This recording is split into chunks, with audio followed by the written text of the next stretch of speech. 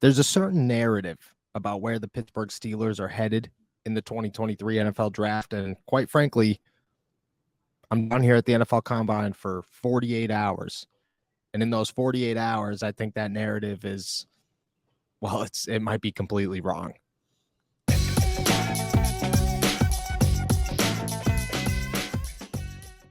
What's going on, everybody? I'm Noah Strackbein. Thank you for jumping on to Steelers to Go, your daily to-go cup of Pittsburgh Steelers news and analysis. Find us at youtube.com/All Steelers Talk and subscribe where you get your podcasts. And today, I'm here to talk about an early narrative that I have discovered here at the NFL Combine that I think is going to hold a lot of ground moving forward, and one that even if people aren't talking about yet, even if they haven't started talking about, or if it wasn't on the minds or seemed illegitimate headed into the NFL Combine, being here, listening and watching what the Pittsburgh Steelers are doing, there's a direction this team wants to go, and it's very clear very early.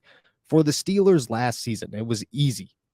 Pickett, quarterback. And even before Kenny Pickett, quarterback. The Steelers needed to replace Big Ben. They were obviously going to do so in free agency, but they were also going to bring in a rookie because they wanted a long-term option, the next franchise quarterback of the Pittsburgh Steelers. And, well, free agency didn't offer that. This year, it's wide open, and the draft class is filled with talent. And Omar Khan made that very clear, that this draft class is absolutely loaded from head to toe at a number of positions. But for Steelers fans and for Steelers media and everybody involved, really, the Steelers should be replacing a few positions. Left tackle, left guard. They should get an inside linebacker, probably a cornerback, maybe a safety. Being down here for 2 days, and that's all it took was 2 days, I think that narrative might be a little bit wrong.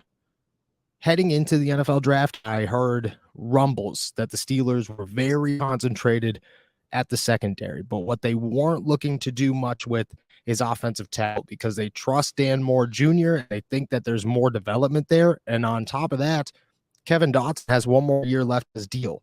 So neither of these guys are going to cost the Steelers money. And if the growth of the end of last season showed anything for the future, the Steelers feel like they're in a good spot.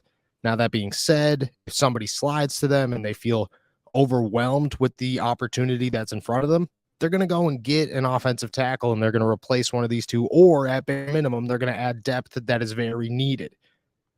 But they aren't going to go make a move just to make a move. They're not going to trade up to draft a left tackle, and they're not going to select one if just one's there, anybody there. They're not going to go get a DeJuan Jones at 17 and feel very comfortable with that. But on the other side of that, I think there's a position that they might sit there at 17 and feel very comfortable with, or at 32 and feel very comfortable with, because it's a position of need. It's one that they need to fill this offseason. And at the same time, they're kind of showing their hand a little bit on who they're talking to down here at the NFL Combine. I mean, you only get a certain number of visits.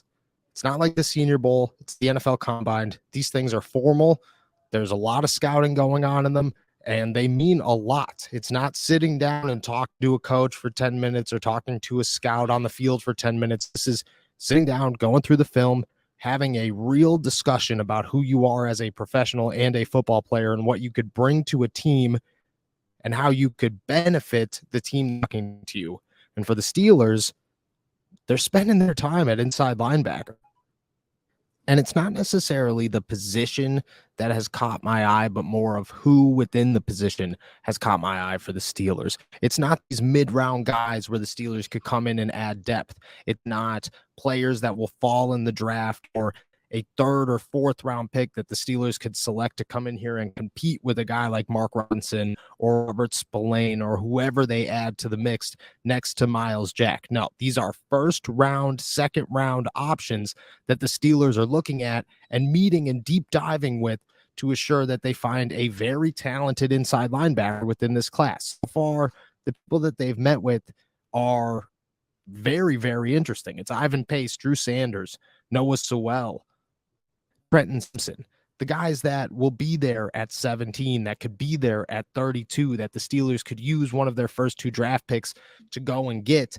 And quite frankly, I think that they're very interested in doing so. I think that the Steelers are looking right now and saying these are very talented, somewhat raw athletes at the inside linebacker position that kind of bring that next generation of off-ball linebacker to the NFL, the Micah Parsons type linebacker where, yeah, you could rush the edge like Trenton Simpson and Noah Sewell do, but at the same time could play coverage, are fast enough to be a spy for a quarterback, and could stuff the run. All of these guys bring different attributes at this time, but at the same time, kind of give you that redefined role of an off-ball linebacker that maybe the Steelers are looking for and have been looking for. They have the Miles Jack, that natural, big-bodied, could make a blow at any moment linebacker. Add the Devin Bush, which was super athletic coming out of college, really quick, hard-hitting guy. The Robert Spillane, the run up the middle and smoke Derrick Henry as hard as you can at the goal line, and chances are you're going to stop him and win that battle linebacker. Now, guys like the Dallas Cowboys or teams like the Dallas Cowboys have shown that there's a new generation. There's a new way to utilize these super athletic linebackers, and teams like the Arizona Cardinals with Isaiah Simmons have had opportunities. Teams like the Chargers a couple of years ago with a guy like Drew Tranquill had an opportunity, and none of them seem to use it as well as the Cowboys did, but somebody's got to start the trend. Steelers, defensive powerhouse forever, are certainly a team that could follow that trend, see how effective it is early, and say that's a position that we want to highlight as a position that we can grow with as well. There are options in free agency that people have talked about with David Long, and TJ Edwards has been named to the Steelers, and plenty of other guys who, Tremaine Edmonds, who could come in here and start alongside Miles Jack. And maybe the Steelers do look and sign somebody before the NFL draft to kind of assure themselves, hey, we at least have an option. At bare minimum, we have two starters, and then we could go find a third. And maybe that is their plan. Maybe their plan is to use two starting inside linebackers and then have that third one to be that all over the board type of player. Would make sense.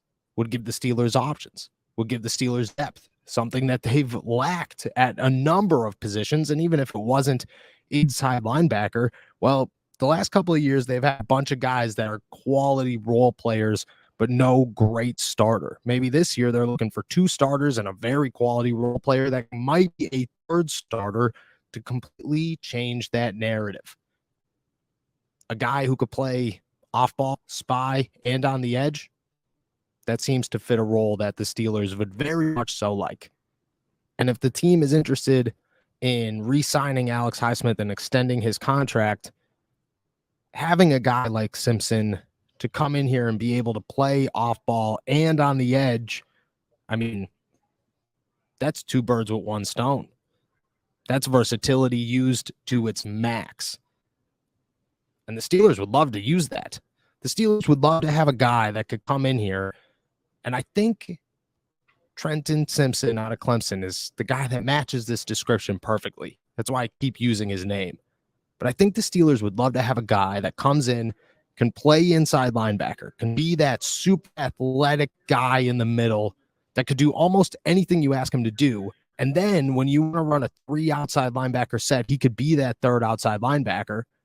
And then when you want to kick TJ Watt inside a little bit and have him be TJ Watt and move all over the place, he could play the edge.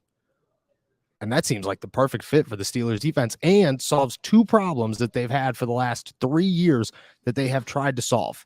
People talk about bringing back Bud Dupree. I've talked about bringing back Bud Dupree. People talk about signing 2 inside linebackers to assure they have depth. You grab one of these guys, and it seems like you fixed both problems with 1 draft pick. And I think the Steelers are thinking that.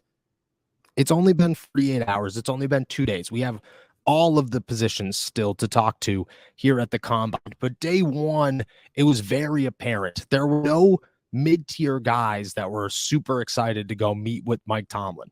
1 or 2 of them. But for the most part, it was those guys that are going to go in the first 3 rounds. And more specifically, the guys that are going to go in the first round or 2 that have meetings with the Steelers already set up. who have said good things about Mike Tomlin, who understand what the Steelers are already looking for. Feels like there's a direction that they have in their heads. Last year, it was very apparent it was going to be quarterback, and you kind of felt that early. And then at the same time, you somewhat understood where the Steelers were going with the rest of the draft. You wanted to talk about, oh, well, they need a tackle. Well, they didn't talk to any of the early tackles. Oh, well, they need a center. They didn't talk to any of the early centers. Oh, well, you need an inside linebacker. They didn't talk to any of the inside linebackers. Corners. They didn't talk to any of the corners. Safeties. They didn't talk to any of the safeties. This year, they're just not talking to the middle round inside linebackers. And instead, who they're eyeing up and who they're truly meeting with early, at least, and truly have their eye on, seems to be those guys that'll be there at 17, 32, 49, and maybe 80, who could play anywhere in that linebacker position, create that new generation of inside linebacker, and fill maybe two roles for this defense in 2023.